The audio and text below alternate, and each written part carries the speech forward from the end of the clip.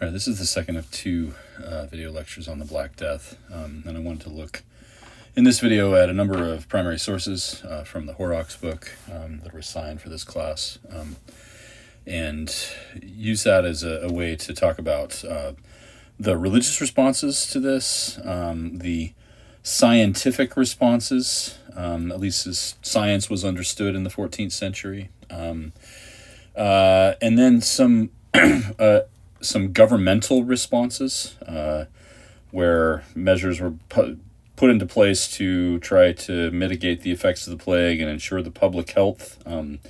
These were mostly ineffectual, but there were attempts made there. And then also at some what we might call radical responses to the plague, right, where people were going to extremes in both explaining why the plague happened and in the suggested remedies they had to turn away God's wrath and to stop the plague from continuing. And so there's a fair amount here. I'm not going to cover every single source that I assigned in the class, but hopefully this gets us through most of the themes. There's a set of documents here, starting with document number 29 in the book, about the prescriptions made concerning prayers, right? And these were often made by the church. Sometimes they were made even by secular or political leaders, but they called for people to sort of up their prayers, right? To say more prayers, to have gatherings. There were those who opposed this by saying that if you gather too many people together, then the plague is going to spread. But here we have that this is the Archbishop of York, one of the major religious figures in England, the most powerful churchman in northern England, is saying that we need to have processions every Wednesday and Friday at the Cathedral Church, and we need to have more chanting of the liturgy and prayers and those sorts of things, because this is the only way to turn away the wrath of God. And you can see a number of documents around about this, right? Again, you should arrange for processions and stations to be performed at least every Friday in every collegiate, conventual, and parish church. And so it is probably the case, and there is some evidence for this, that the clergy died in larger numbers than other groups, or at least they were one of the groups most affected by this, and this is understandable, as they were the ones performing the sacraments, particularly last rites, that they were almost certainly exposed to the plague more frequently than other groups were.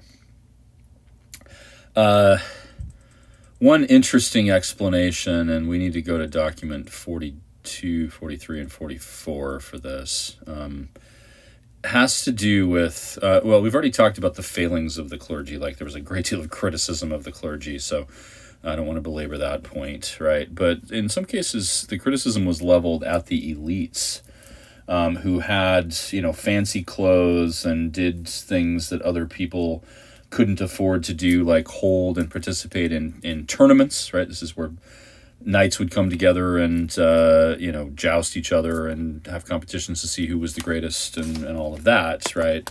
The tournaments and the whole culture surrounding elite society here comes under condemnation, partly from the clothing that they're wearing, right? And this, women are particularly the target here, I guess, as is unfortunately common in most eras of human history, that if there's something bad happening, right, it's probably the women's fault. So, the women are the ones wearing the clothing that is, inappropriate, we might say, right? They were dressed in party-colored tunics with short hoods and lyra pipes. I don't even know what a lyra pipe is. Like strings wound around the head, and wore belts thickly studded with gold and silver slung across their hips below the navel, and all of this. In this way, they spent and wasted their goods, and according to the common report, abused their bodies in wantonness and scurrilous licentiousness. They neither feared God nor blushed at the criticism of the people, but took the marriage bond lightly and were deaf to the demands of modesty. And so God then, present in these things as in everything, supplied a marvelous remedy to prevent their frivolity by killing them off in large numbers. So you can see the kind of criticism here. Again, in document 44, we see they have abandoned the old decent style of long, full garments for clothes, which are short, tight, impractical, slashed, every part lace strapped or buttoned up, with the sleeves of the gowns and the tippets of the hoods hanging down to absurd lengths, so that if the truth be told, their clothes and footwear make them look more like torturers or even demons than men. It's an interesting description, right? That it's all about fashion. Even, this next part I didn't highlight, but women flowed with the tides of fashion and this and other things even more eagerly, wearing clothes that were so tight that they wore a foxtail hanging down inside their skirts at the back to hide their arses. Okay, not sure exactly how that would look, but it's often the clergy, right, who are leveling this criticism, but in some cases it's even other people, right? So indecent clothing becomes an explanation for this. I'm just going to do these in the order that they occur in the book, even though thematically this is going to take us back and forth with things. In document 52 and 53, we see accounts of this group called the Flagellants. And I believe that in the... Oh, I guess I didn't. I thought I had, in the slide here, I thought I had a picture of the Flagellants, but I guess I don't. In any case, the Flagellants were a notorious group who showed up during the time of the Black Death. And the term itself comes from the Latin word for whip, flagella, because these people went to extreme forms of penance. They carried around leather whips that often had metal and bone and things like that worked into the leather, and they would, go into towns and kind of take over the church, and then they would do these processions where they beat themselves. This is an attempt to imitate and reenact the torture and the passion of Christ. According to the accounts in the Gospels, right, Jesus was crucified. Before that, he was beaten with a whip and subjected to other torments. And so they are attempting to suffer as Christ suffered here. Now, why would they want to do that? Okay, well, I mean, this, in a way it demonstrates, this is probably their thinking anyway, that they are willing to suffer for their sins in the hope that God will turn this away. And the descriptions of this get rather graphic, right? Using these whips, they beat and whipped their bare skin until their bodies were bruised and swollen, and blood rained down, spattering the walls nearby. I have seen when they whipped themselves how sometimes those bits of metal penetrated the flesh so deeply that it took more than 2 attempts to pull them out. Okay, and this same author, who is Hendrik de Herford, or Henry de Herford, he says even a man would need a heart of stone to watch this. It's the kind of performance or the procession that they do, to watch this without tears. At the same time, he criticizes them and says, these people are like annoying tares and persistent burrs that grow among the corn, using agricultural imagery here, right? They're pests. They did not think or speak of the clergy and the sacraments of the church with proper reverence. And so that's another, element to the criticism here. And it's really for this reason that the Flagellants were almost universally condemned. They were said to be heretics. The papacy came down rather harshly in judging them. But this was something that ended up being a popular movement during the period. That shows you how chaotic things were, that, what would have been inconceivable and certainly unacceptable in earlier times as a form of penance, and as a kind of performance and all of that, and the criticism of clergy going along with it, now became the preferable thing for some people, or the only way that they were going to stave off God's wrath.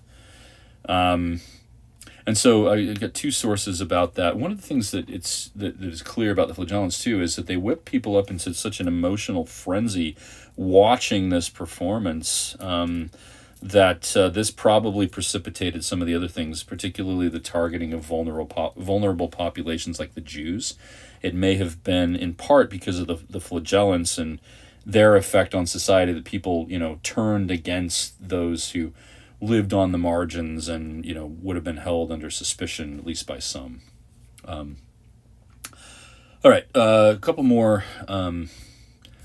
Document 64. Actually, I want to go to 56 here. This one is probably the fullest document we have, which gives the quote unquote scientific explanation. It's a report from the medical faculty of the University of Paris. And so, this is an august institution. It's one of the most prestigious educational institutions in Europe in this period. And well established, well respected. People came from all over the Christian world to attend university at Paris to study these things. And so these opinions would not have been taken lightly. Here we can see the state of the understanding of things like anatomy and physiology, but also cosmology as it existed in the mid-14th century. And again, it's easy for us, and I've said this in an earlier lecture, it's easy for us to look at this and say, oh, how quaint or how ridiculous or how ignorant these people were, but recognize that they were doing the best they could with the information they had. They were trying to explain what was for them an almost inexplicable phenomenon, right? Mass death caused by some strange disease heretofore unseen. And what is causing this, right? What explanation could they give? And so, just to go through some of this, I'm not going to take a look at it in all of its details because that could take a while. But they tie together, and this may sound very strange to the modern ear, right? They tie together astrology and what we would call meteorology, as well as physiology, right? And so there was a configuration of planets, they say, right? And these planets in conjunction had characteristics typically associated with them. Jupiter was considered wet and hot. Mars was considered hot and dry, and these two were in conjunction with each other. And so because Jupiter was wet and hot and, was placed at a certain place in the heavens, that it drew up evil vapors from the earth, and then Mars, which is hot and dry and thus associated with the element of fire, the hot and wet would have been air. Okay, so the air gets drawn up. So people in the Middle Ages conceived of, the world made up of four basic elements: earth, air, water, and fire. And each of these had certain characteristics. Air is wet and hot. Fire is hot and dry. Earth is cold and dry, and water is cold and wet. Okay, those are the things. And if you have something that's hot and wet, it's associated with the air.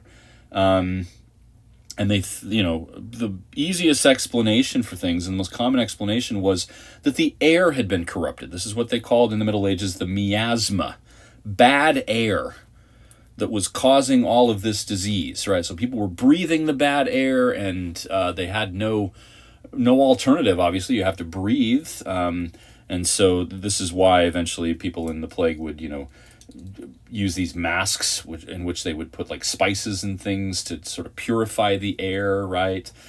Because they continued to believe in the miasma and the famous plague mask, which is not something that appeared in 1347 through 1351, but it did appear in later instances of plague, was a result of this belief, okay? So Jupiter and Mars' conjunction corrupts the air and causes all these things. People are breathing this bad air, and this is affecting certain parts of their body. The scientific explanation of physiology in the Middle Ages was that the body was composed of four basic substances, which they called humors, and they got this from the ancient Greeks. This is not original to the Middle Ages.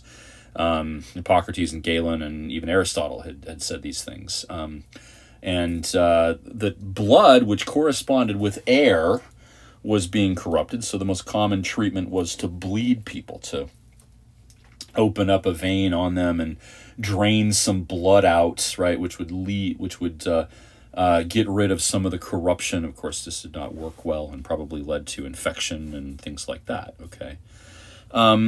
Because hot and wet was the problem, right, that the air was corrupted, so anything hot and wet was an issue. And so you can see here in the kind of prescriptions they're giving for behavior, right, that comes up. The body's most likely to take the stamp of this pestilence are those which are hot and moist, for they are the most susceptible to putrefaction. And so you shouldn't do anything that is hot and moist, like they say here that, those who follow a bad lifestyle with too much exercise, sex, and bathing. What's the common denominator between those three things? Well, they're all hot and moist activities, we might say. Okay, so that's going to lead to taking on this corruption. Now, scientifically, by our understanding of things, and let's say we understand all of this perfectly, right? But none of these prescriptions would have had a good effect. In fact, many of the things that they were suggesting to do, like put up big curtains to keep out the bad air and stuff like that, right? That this would have probably only precipitated the jumping of the bacterium from the fleas on rats to human beings, which was often how this was spread. Okay. Or people coughing and sneezing on each other, which would have spread the disease. The actual public health measures were often ineffectual. The quarantines and the closing of city gates and things like that, those probably did help. But many of the things that were prescribed by physicians were rather ineffectual and possibly even harmed the situation much worse. Okay. Let's briefly, as this is starting to run somewhat long, I did want to look at just a couple other things here. Okay. Document 64 is, and I'm not going to go through much of this. This is one of the fullest sources we have for the kind of the governmental response. This is an Italian town called Pistoia, and there's a surviving document from Pistoia which goes through this is what the city council said should be done, right? They closed the gates. That was a pretty common thing. Okay, they made sure that the bodies were removed and were not corrupting the air, because again they thought that the bad air was causing all of this. So they made sure that the bodies were enclosed in wooden boxes, that they were buried deep enough so that the stench of the dead bodies was not causing problems. And then they put severe limitations on people attending funerals. It had to be the immediate family, and that was it. And even on what we might call the elements of or things that would cause people to be afraid, like tolling bells at funerals, which was common. They forbade them from doing that, right? We cannot toll the bells of the cathedral because people are going to freak out every time they hear that. They know somebody's died, and they're going to get more desperate. Okay. And then anything that caused bad smells, like butchers and other craftsmen, other merchants in the city who were trading in things that could cause bad smells. The tanners, meaning those who made leather, right, were particular targets for this. They were often very limited in the trade they could carry out. All right. So a good one to look at for that, right? Practical sorts of things. I did want to refer to these documents that detailed the persecution of Jews. Jews had long been a vulnerable population in Europe. We've talked about this already in association with the Crusades and how Jews were killed during the Crusades. The Black Death was much, much worse for anti-Jewish pogroms, persecutions, massacres, things like that, right? Because Jews were accused of poisoning the wells and of doing other nefarious things that led to plague. And many of them were taken captive and tortured, and they confessed to all of this under torture. These elaborate conspiracy theories involving Jews all over the world trying to wipe out Christians come up, and we can see again this is a rather radical kind of response to this, right? This document from Heinrich Trüches von Diessenhofen, which is one of the major sources for Germany in this period, he notes, and this seems to be pretty accurate, that all the Jews between Köln or Cologne and Austria, that means pretty much in all of Germany, all of the German lands, right, were burnt and killed for this crime, meaning well poisoning, young men and maidens and the old along with the rest, right? This kills a lot of Jews, thousands of them, probably tens of thousands of them, displaces them.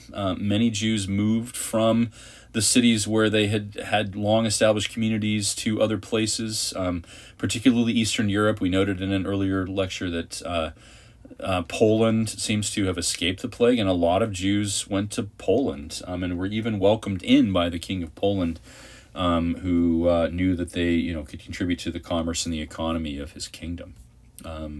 So have a look at those documents. The only other one that I wanted to spend a little time on just briefly was document 98. a lot of these later ones talk about the effects of the plague, right? That with so many people dead, there were fewer laborers. And so the laborers themselves, and this is just basic economics, started to demand higher wages, right? There was a greater demand. And so, naturally the nobility and those who had the means to hire people were not happy with this.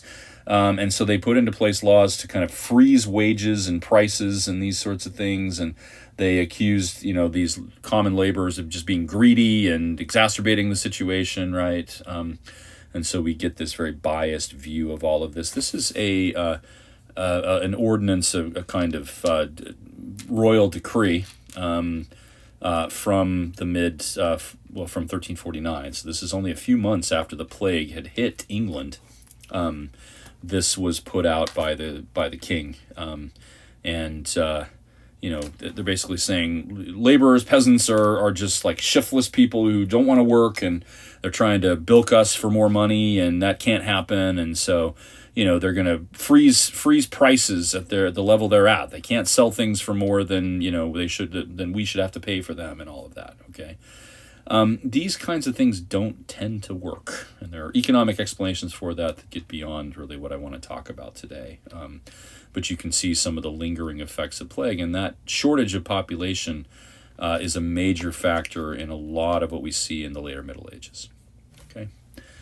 All right, good. That's, I think, all I want to say about the Black Death. There's a lot more we could say. There are many more documents, even some I've assigned you. And so if you have questions about any of this, bring it up on the discussion boards. Let me know. I'd love to continue the conversation.